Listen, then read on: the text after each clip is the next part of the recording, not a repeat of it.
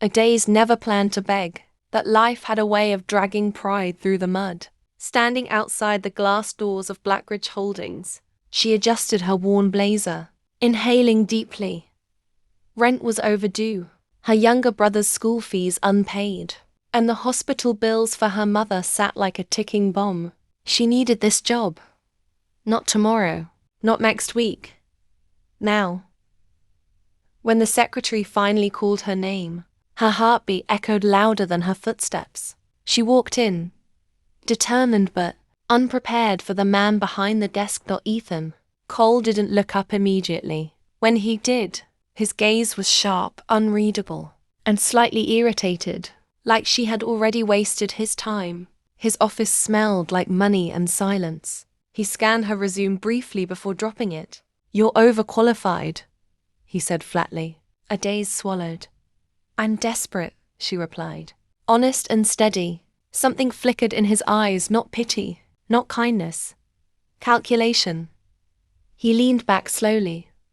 "Good," he said, "because what I'm about to offer isn't a job, it's a contract. And once you say yes, there's no turning back." The word contract hung in the air like a warning. Adaeze's instincts screamed at her to walk away, but desperation tightened its grip. "What kind of contract?" she asked carefully. Ethan stood, walking toward the window overlooking the city. "Marriage," he said. The silence that followed felt louder than thunder. She blinked, unsure if she heard correctly. "A fake marriage," he added, turning to face her. 1 year. You get paid. Generously, you follow my rules. No emotions, no questions." Adaeze let out a dry laugh, thinking it was a joke. It wasn't. His face didn't change. "Why me?" she asked. Ethan studied her longer this time. "Because you don't belong in my world," he said. "That makes you believable."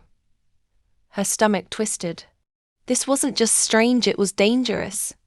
"And what happens after 1 year?" she asked quietly. He walked back to his desk. "You leave, with enough money to fix whatever brought you here." He paused. "Or you walk out now and nothing changes." That night, Adaeze sat in the darkness of her small apartment, staring at the contract in her hands. It wasn't just detailed, it was suffocating. Rules about behavior, public appearances, confidentiality. It read less like a marriage agreement, and more like a carefully controlled life. Her mother coughed weakly from the other room, and the sound sliced through her hesitation. She didn't have options, just sacrifices. She picked up the pen. Her fingers trembling slightly. When she signed, she didn't realize she had just stepped into a life that would rewrite everything she thought she knew about love, grief, and herself. The next morning, she moved into Ethan's mansion. Staff greeted her like she already belonged there. It was overwhelming, unnatural. But what unsettled her most wasn't the luxury. It was the portrait hanging in the hallway. A woman who looked, almost exactly like her. Adaeze froze in front of the portrait. The resemblance wasn't identical, but it was close enough to make her chest tighten. Same skin tone, similar eyes. Even the posture carried the same quiet strength. Her name was Elena. Ethan's voice came from behind her. She didn't turn immediately. "Your wife?" she asked softly. "My late wife," he corrected. There was no emotion in his tone. That scared her more than grief would have. "So that's why you chose me," Adaeze said slowly. He didn't deny it. "You fit," he replied. "Not you remind me. Not you look like her. Just, you fit." Something about that felt colder than honesty. "And what exactly am I replacing?" she asked. Ethan stepped closer. "Nothing," he said. "You're just fulfilling a role." But Adaeze knew better. This wasn't a role. It was a shadow. And she was standing right inside it. The first public appearance came faster than she expected. A charity gala, filled with cameras, whispers, and judging eyes. Adaeze wore a custom gown Ethan had arranged elegant, expensive, unfamiliar. As they stepped out together, flashes exploded around them. His hand rested lightly on her waist, possessive but controlled. "Smile," he murmured without looking at her. "You're my wife tonight." Inside, the stares were worse. Some curious, some disapproving, some calculating. A woman approached them, her smile too sharp to be friendly.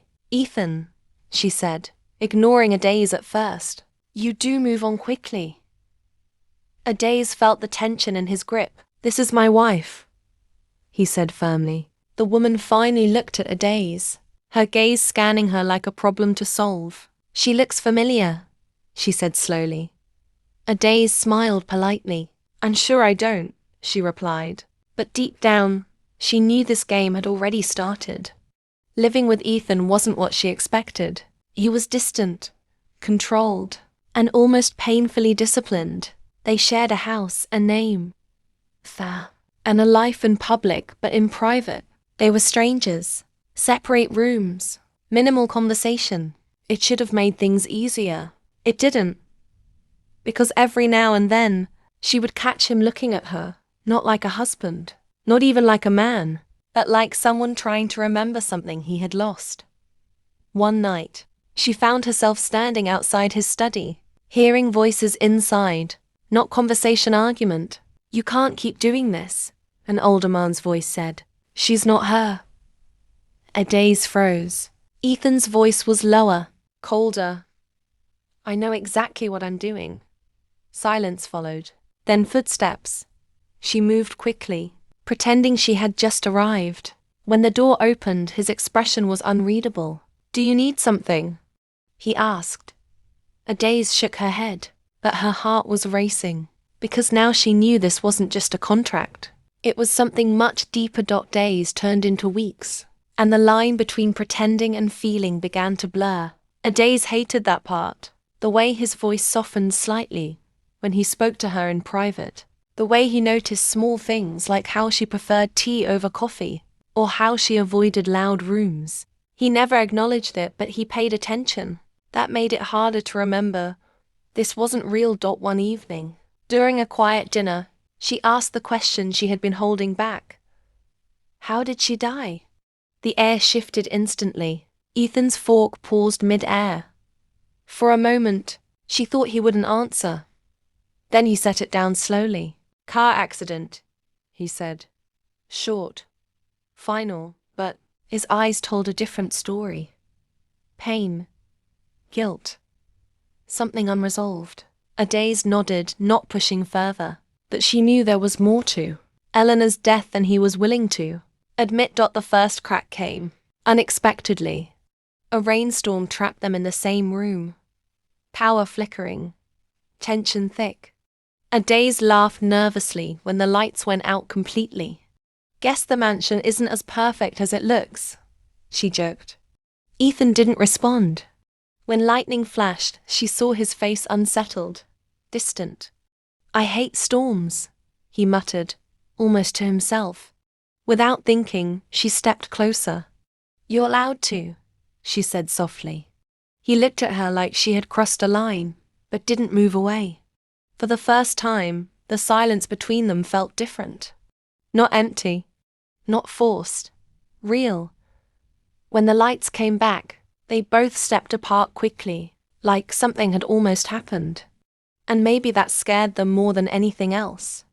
Rumors started spreading, media headlines, social whispers, people questioning the sudden marriage, the resemblance, the truth. Adaeze felt it everywhere: online comments, lingering stares, subtle insults. She tried to ignore it, but it wasn't easy, especially when someone finally said it to her face. "You're just a replacement," the woman from the gala told her coldly. "A temporary solution to a permanent problem." Adaeze held her gaze, refusing to flinch. "Then why does it bother you?" she asked calmly. The woman's smile faded. That was when Adaeze realized she wasn't as powerless as she thought. Not anymore. Ethan noticed the change in her, the way she carried herself differently. Stronger. Less uncertain. It unsettled him in ways he didn't understand, because the more she became her own person in his world, the harder it was to see her as just a contract. One night, he found her laughing with the staff in the kitchen. It was simple. Unfiltered. Real. Something about it hit him unexpectedly, because Elena had never laughed like that. And for the first time, he realized Adaeze wasn't replacing anyone. She was becoming something entirely new. The truth about Elena didn't come gently. It came like a storm. Adaeze overheard enough to piece it together. Eleanor's death wasn't just an accident. There had been threats, business rivals, something darker beneath the surface. And Ethan had buried it. When she confronted him, he didn't deny it. I couldn't protect her, he admitted. So I control everything now. Adaeze shook her head. That's not control. That's fear. The words hit harder than she expected, because for the first time, she saw him not as a powerful man, but as someone still trapped in his past. The contract was supposed to protect them, but now it felt like a cage. Adaeze didn't know when things changed, but they had. This wasn't just survival anymore. It was something else. Something dangerous. You should leave, Ethan told her one night, before this becomes something it shouldn't. Adaeze looked at him, her voice steady. Too late, she said, because the truth was, she didn't want to leave, and that scared her more than anything. The past came back when they least expected it. A threat. A warning. Someone who knew too much. And suddenly, Adaeze wasn't just part of Ethan's life. She was part of his danger. You're not safe here anymore, he told her. But she didn't move.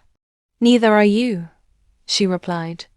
And for the first time, they stood on equal ground, not as a contract, not as strangers, but as two people choosing to face something together.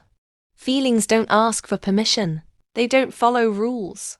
And they definitely don't respect contracts. By the time they both realized what was happening, it was already too late. You weren't supposed to matter, Ethan said quietly. Adaeze smiled sadly. Neither were you. But here they were caught in something real, messy and impossible to ignore. The contract ended on paper, but not in reality. Standing at the doorway with her suitcase, Adaeze hesitated. This was where she was supposed to walk away. Clean. Free. Unattached. Stay, Ethan said. It wasn't a command. It wasn't part of the deal. It was something else. Something honest. Adaeze looked at him, really looked at him, and realized something had changed. Not just in him. In her. I'm not her, she said softly. I know, he replied. And this time, that was exactly why he wanted her to stay. Should she stay? Or walk away for good? Comment below. And don't forget to subscribe to Renoma Chronicles for more unforgettable love stories.